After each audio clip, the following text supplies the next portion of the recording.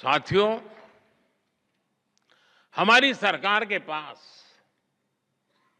राजनीतिक इच्छा शक्ति की कोई कमी नहीं है और इससे तो आप भी परिचित हैं।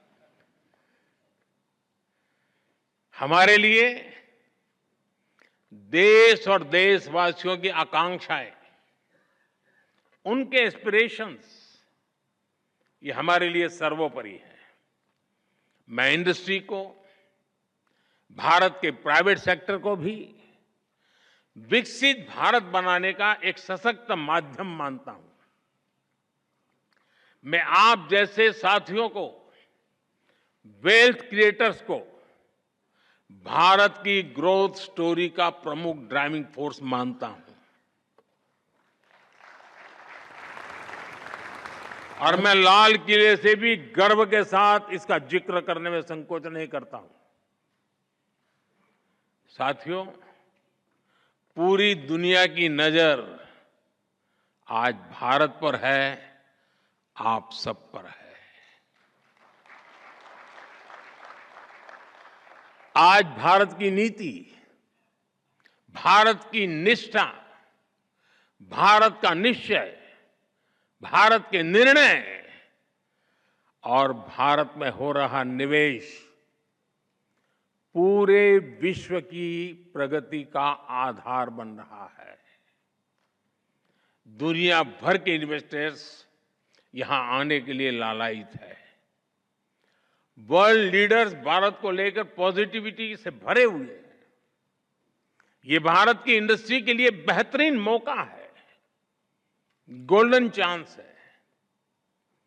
हमें इस मौके को गंवाना नहीं है। मैंने नीति आयोग की बैठक में भी, अभी जब मुख्यमंत्रियों से मीटिंग हुई तो मैंने उनसे कहा है कि इन्वेस्टर फ्रेंडली चार्टर तैयार करे हर राज्य।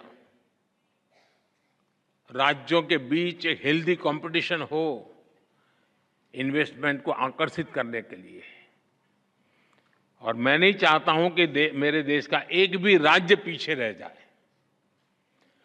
निवेश के लिए नीतियों में और स्पष्टता लाएं,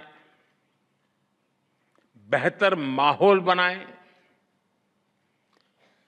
गुड गवर्नेंस का एहसास हर कदम पर होना चाहिए ताकि निवेशक देश के हर राज्य में जा सके। साथियों,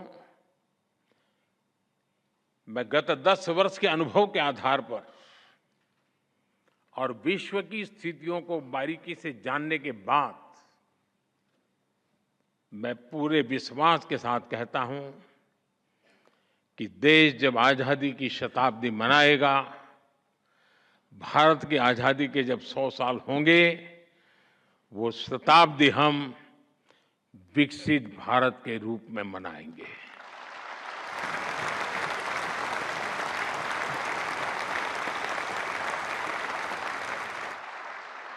हम गरीब देश के रूप में आजाद हुए थे, हम लूट चुके थे। दुनिया में जो कोई भी लूटना चाहता था लूट रहा था, आखिरी मोमेंट तक लूटे गए थे। और फिर हमने हमारी यात्रा शुरू की थी।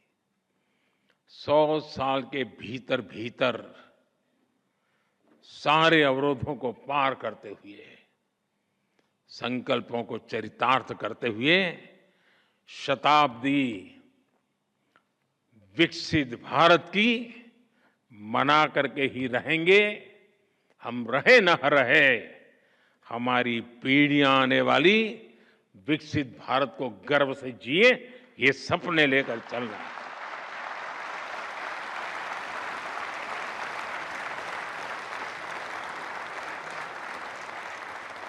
आइए हम सब मिलकर आगे बढ़े,